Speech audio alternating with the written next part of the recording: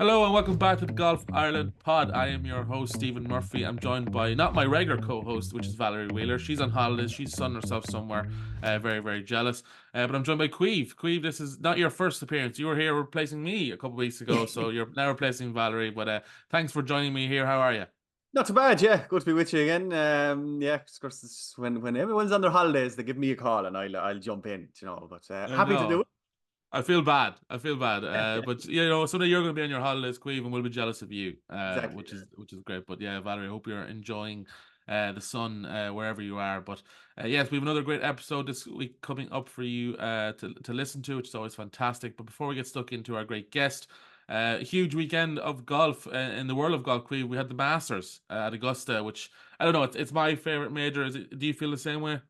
Yeah, because it's really when the season kicks in and everyone kind of gets the itch to get back out and play a bit of golf. Even I tried to get out there on Saturday, and it was either you get out the first thing in the morning or 3 o'clock in the afternoon because everyone wants to get out and play. But a cracking weekend, and Scotty just nobody can touch him at the moment, I don't think.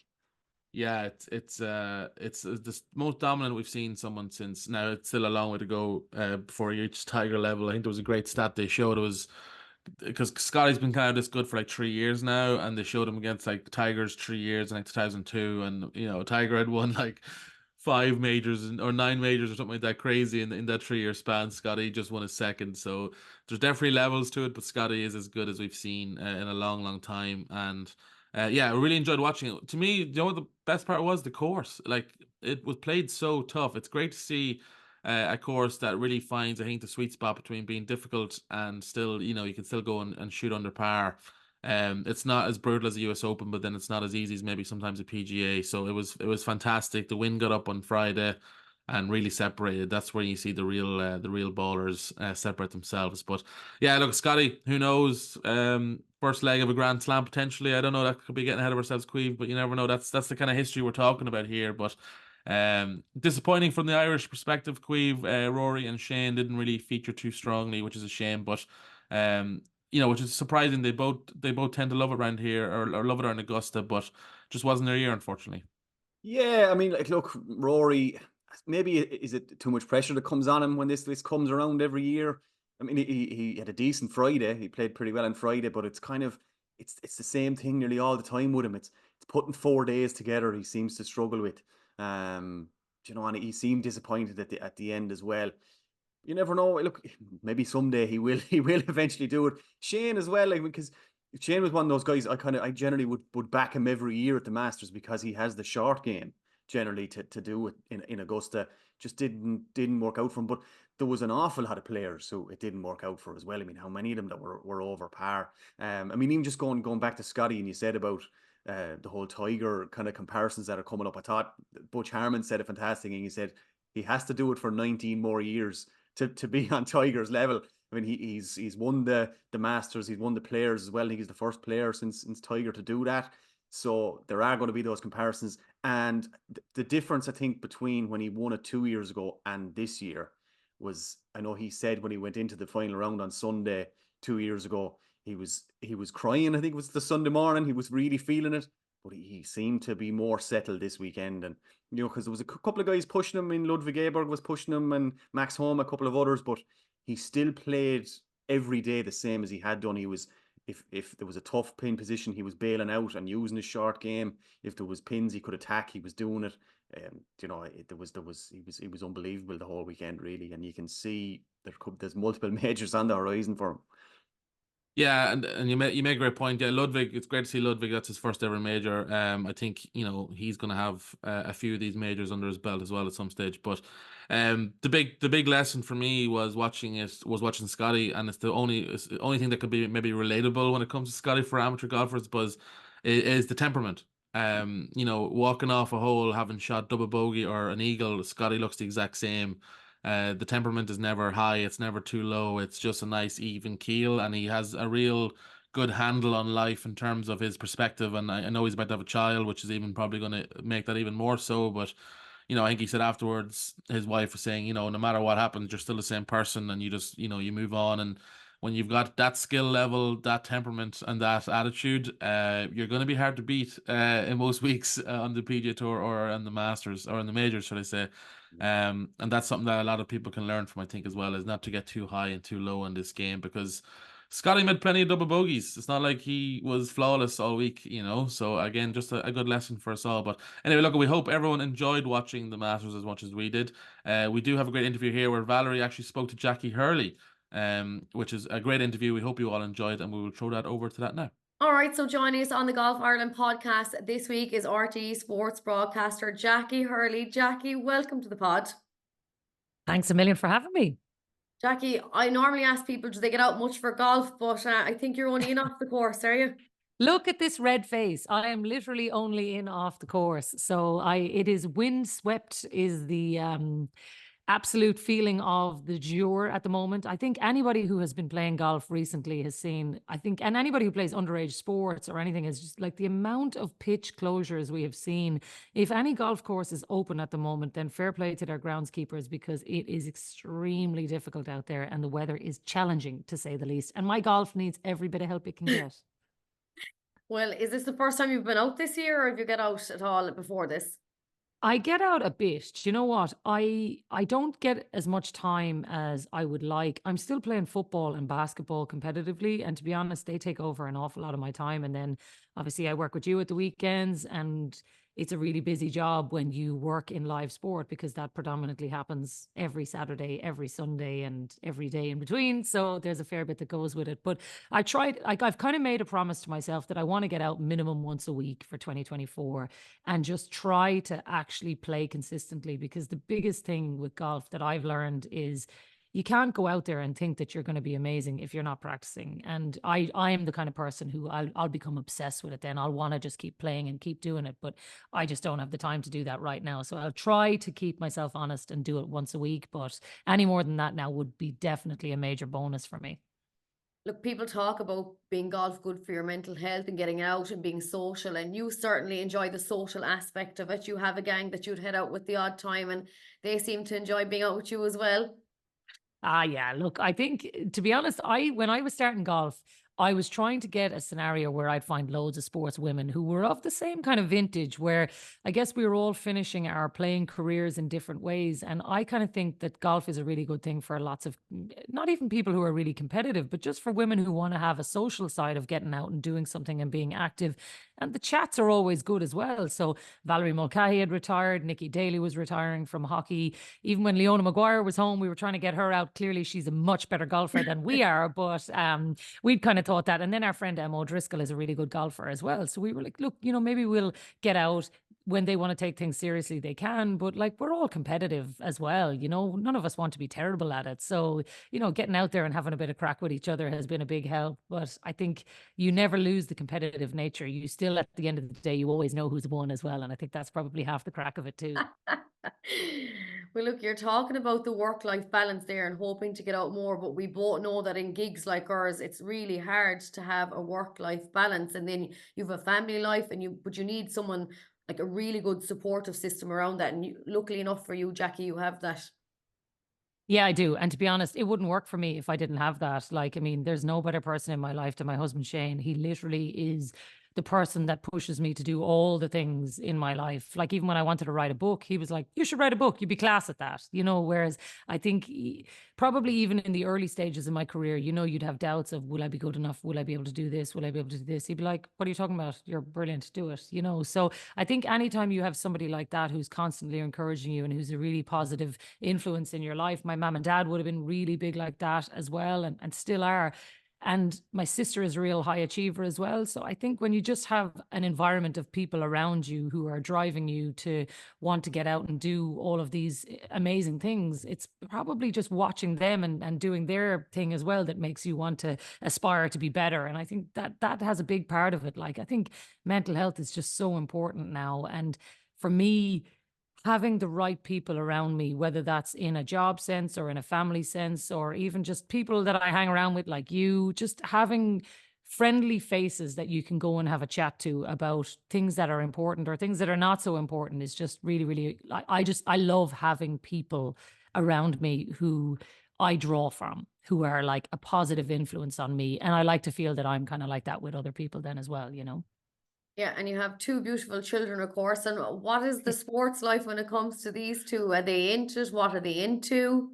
They are into everything. Oh my God. They're going to be sports mad. And you know what? I'm delighted. But like, if they were not into it, I'd still love them the same. They're two fabulous little kids, but secretly I'm also really delighted that they're into sport, because it's nice to have a family thing that you can do together. And like I was even saying to Luke the other day, he hasn't taken up golf yet. He's 10. And so he's kind of an age where he could probably start into it now. And I was saying, look, you know, we could get you down into the junior section in Dunleary and we could all play together. And he was like, look, Mom, I've enough on at the moment. And I was like, okay, good. But like, isn't that gas that a 10-year-old already knows he has too much on his plate? But it's because he's playing GAA, he's playing hurling, he's playing soccer, he's playing rugby, he's doing swimming, you know, like he's into loads of things. So he's actually right. He doesn't have any spare time. But what I would like is that it's something that we do together. Like, you know, we go to matches all the time together. We went to the Irish women's international against Italy at the RDS, the rugby. We're going to the Ireland women's soccer Republic of Ireland fixtures together. And I just think it's really important that as a family, sport is part of our lives, whether it means we're playing it or whether we're watching it. It was really important in my family's life. And I'd like to think it has a lot to do with like who we are as people. And I'd love for my kids to get that as well. And even though Lily's only 6, she already has the terrier attitude as well, which I like. I think she's going to be a hardy woman on the pitch now. If anybody comes across her in later years, I'd be safe to say now that she'll be man and ball will never pass. I can see that coming from her anyway already, I think. Yeah. I also think she is the image of you. She is a mini Jacqui. Oh Let's yeah, say it she's a there. mini Jack. Oh She's- yeah. Oh, I I get feel it like she's everywhere. also set for the stage, though. I feel like Oh this yeah. woman could be in front of a camera in a few years to come. Oh, she's ready for it. Oh, yeah. I'm telling you now, she is already counting down the days until she gets in front of the mic. She's already practicing how she's talking, what she's doing. You know, she's just trying to decide what she wants to do because she thinks my job is boring. She wants to do something even better than that. So, you know, listen, I won't get in her way. And you can be absolutely sure that it'll be a big and bright and sparkles wherever she can find it. But she's a bit of crack. We were in the park the other day and she was running ahead of me. And she was like kind of a good bit ahead. And this lady goes, oh, I saw your daughter. And I was like, how did you know she was mine? And she was like, because it's literally the same face on a child. And I was like, okay, fair enough. There's no getting away from her anyway. She is. No, and I'm delighted they're into it and that she can do those things together. But it's a busy time of the year for you now, back in the Sunday game seat every Sunday. For you, Jacqui, would it have been the dream gig when you first started out? It probably was. I think it probably changes over the years the more you get involved in it as you kind of drift into different things. And then suddenly this is the dream gig, this is the dream gig. But definitely when I was younger, the Sunday game was always the one that I watched. And I would have been a big fan of Michael Lester and the way he did it. I think his attitude to it was always like, sit back, enjoy the match. It's a Sunday afternoon. Let's have the crack. And I loved the way he just let everybody be themselves. Like you felt like you were nearly listening in on them in the pub. And I don't know. I think over the years watching him do it, you more and more you're thinking, oh, I'd love to do that. I'd really love to do that. And then the more I got to know him, I thought, oh yeah, like that'd be the one. And then look, I guess in a lot of ways, I've talked about this before. When it came around, I didn't get it. And like I was gutted, like really, really genuinely so upset at the time, even more than I probably expected, because guess I was at a path in my career where I was probably being led down one way and thought it was going to happen and then it didn't. And then you're just trying to overcome that. And the one thing that I would say now is being full circle and being back in the chair. It's weird how I appreciate it now because I got what I would later describe as like the rugby to me now is the real dream gig. Like, you know, I'm literally every week doing games that I could never even imagine that I'd be on the sideline for. Like you're there doing Ireland Six Nations games, World Cup. There's a million people watching those matches. You know, if Leinster go on and win a Champions Cup this year, massive, massive numbers tuning into it every week. So that's what I mean about the dream kind of changes. It's weird. You find yourself in positions that you never thought was going to happen. But then when it allowed me to come back around to doing the Sunday game, like I think I would never have got the rugby if I got the Sunday game the first time round. So I'm so grateful that I got to do the Olympics. I got to do the Euros and then I got the dream gig of the rugby. And now I'm suddenly back doing my childhood dream all over again with the Sunday game. So it's probably the best of everything, really. Like, that's kind of the way I feel now. It's weird to be in a position where you're sitting and you're doing a job and you feel like you have everything that you ever wanted, because I definitely, if you'd have even asked me this 2 to 3 years ago, I never would have thought that I'd be in this position. So it's kind of weird the way the world works, to be honest.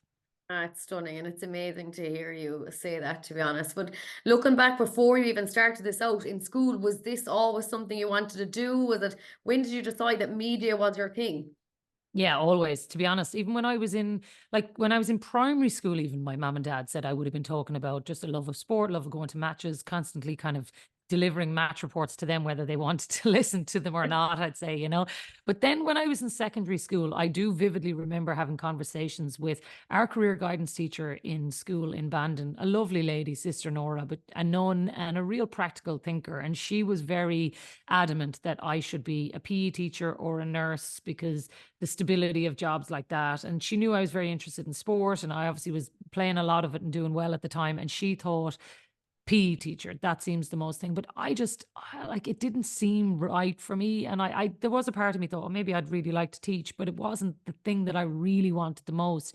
And I kept saying to her, no, I really want to be in the media. I really want to be in the media. But sure, her and everybody else said there was no jobs. You haven't a chance. It's never going to be you. Like, why would it be you? Blah, blah, blah, blah. All the usual stuff. So I think you have to have real courage of conviction to follow your own dream when everybody else tells you not to, you know. And the thing is, I was very lucky that my mom and dad were absolutely sure that this was the right thing for me. And they were the ones who pushed me in the first place. And even when I was 16, they were like, look, think about your work experience, what you want to do. And when I was picking college courses, they really led me to Mary I, which was like a very practical based course that had an internship year that I knew I could go to America and work there.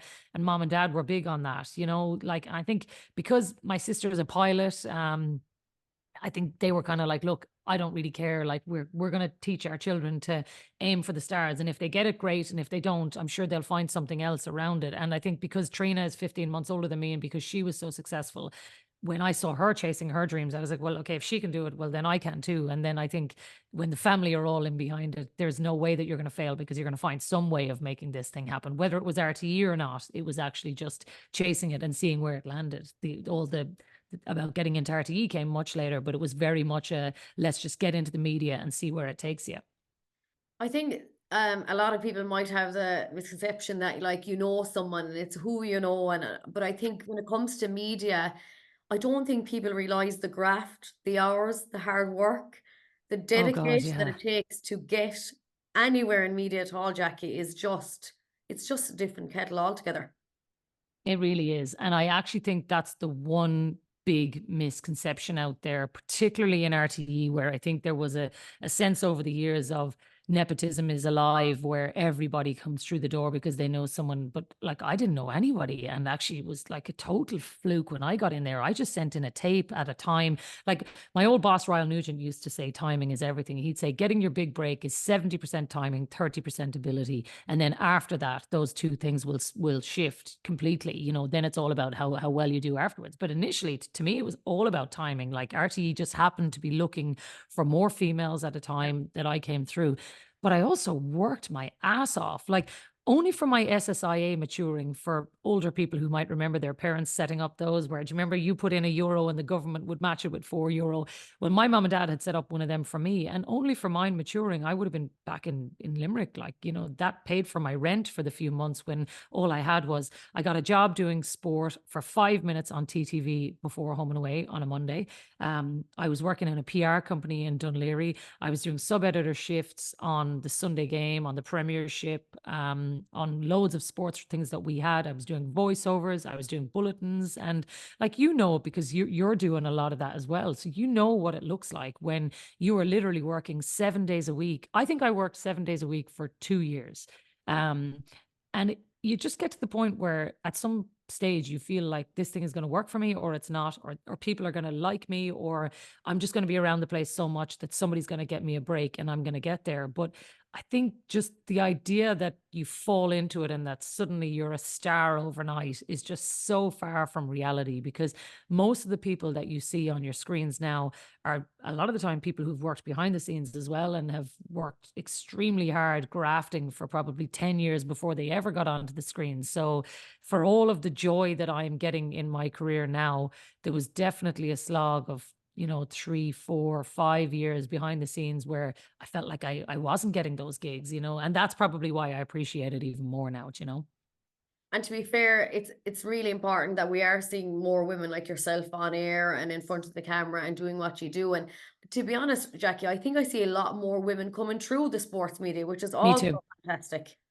Yeah, it's amazing. And actually, I see it, I do a bit of lecturing, right? And I notice it in the groups that I see coming through, or even the internship programs where there's lots more female candidates applying. Whereas when I was probably coming out of college, I think even in RTE, there was probably maybe, if there was a staff of 70, there might have been 10 women. Whereas now, like, it's treble that easily. Like, we're probably actually even at nearly half and half, you know, which probably just wasn't really seen before. Whereas like now it's the people, it's not only that they're in the department, it's the jobs that they're doing. You've got people like, you know, at the head of the department, Paula Fahey is kind of the second in command. And then you've got people like Sinead Murphy who are directing live television sports programs. You know, there's lots of females who are on air, but there's lots of them who are running behind the scenes as well that you don't see. And I think that's really encouraging. And what I love is that, particularly, you probably get a lot of this as well, where you get young women who are in college reaching out to you where they're doing a thesis on what are we doing about women in sport, or how are we driving it. So it's not only that they're wanting to get into the industry, but it's also the impact that they want to have. It's the questions that they're asking you. And like, I always try to help wherever I can, because I think those are the people who are going to drive change. Like, if we're very lucky to be working in it now, in another 10 years, maybe we're not. In another 20 years, maybe we're not. And they're the ones who are driving what the industry looks like. And I just think it's really important that they feel that the industry they're walking into is a really open one that's going to want more women working in it. And it's going to want them to be having all of the things that their male counterparts have, because that has definitely changed in my time. It probably wasn't like that when I started, but now you're as likely to see Joanne Cantwell on the TV as you are Dara Maloney or whoever. So it's definitely a different landscape, and it's been really, really encouraging, I have to say. Before we move on to the event that you're heading off to attend today, have you any advice for either male or female wanting to get into the sports broadcasting industry?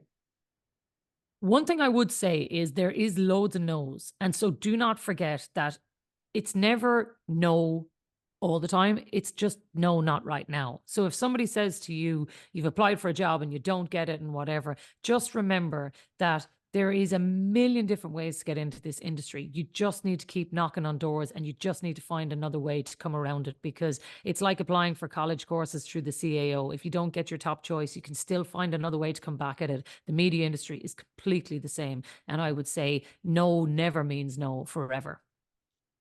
Fantastic. Thank you so much for talking about your career. And before you head off, you are heading off to something that you started a couple of years ago now with Golf Ireland, an International Women's Day event where you get loads of women in the sports industry in Ireland together to play a round of golf. And I must say, Jacqui, it's the best thing that I've ever got involved in. But you're heading off today. Tell us first of all how this came about.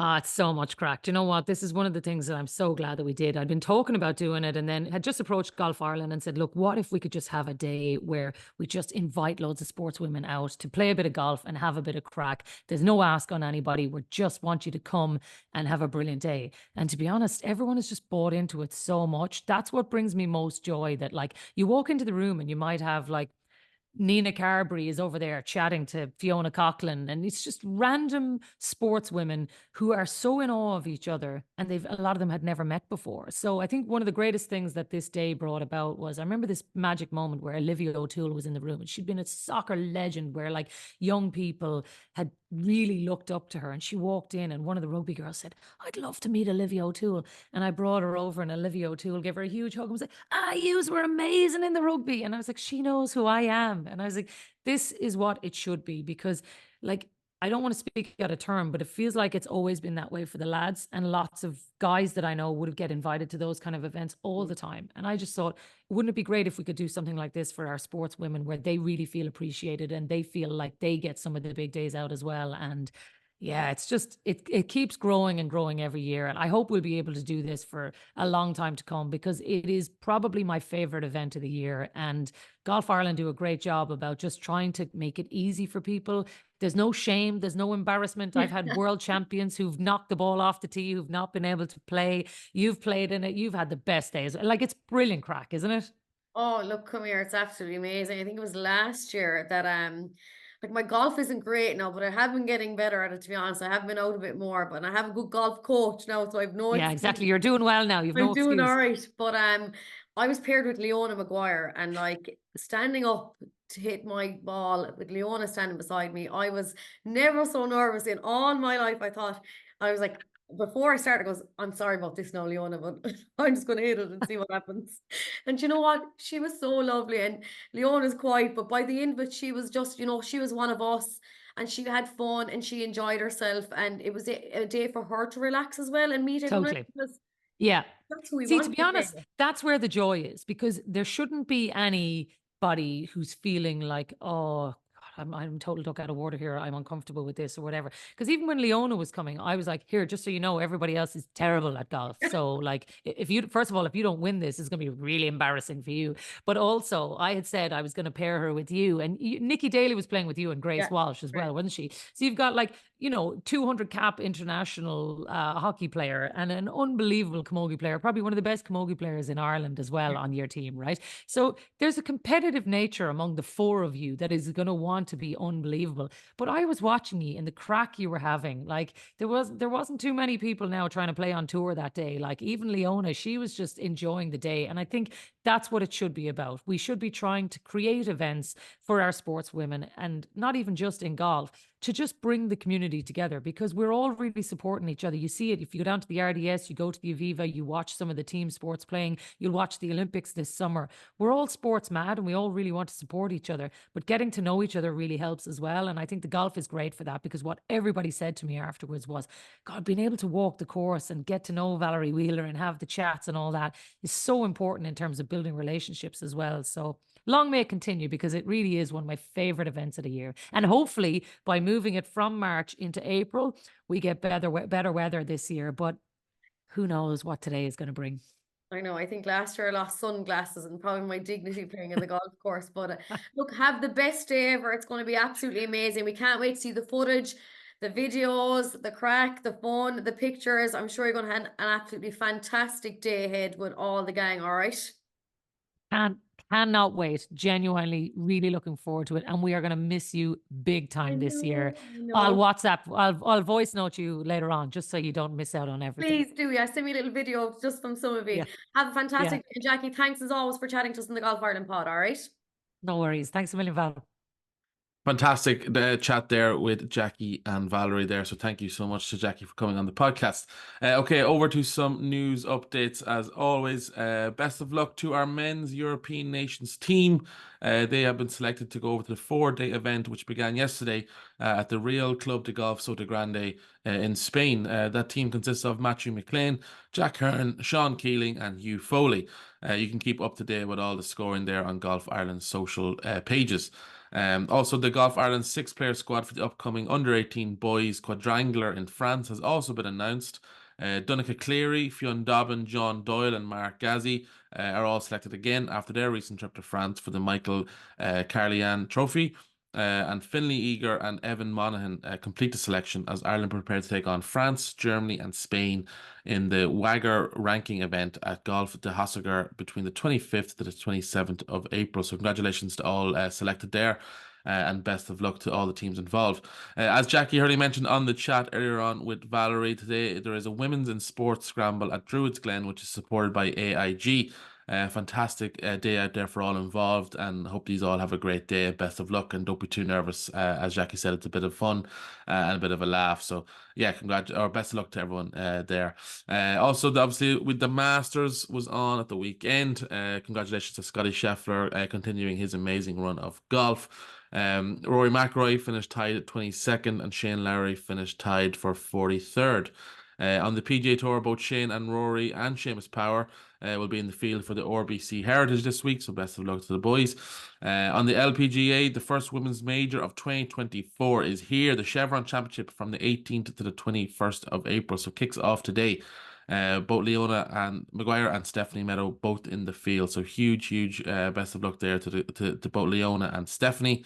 In the DP World Tour, the next event is not until the 25th of April in Japan at the ISPS Handa Championship. On the ladies European Tour, Lauren and Olivia will have events in South Africa next, which starts today from the 18th to the 21st. And then next week, it's from the 25th to the 28th of April. This week's event is the Joburg Ladies Open. So best of luck to Lauren and Olivia. And then finally on the Challenge Tour, it's the Abu Dhabi Challenge this week. Conor O'Rourke playing on a Golf Ireland invite, which is fantastic.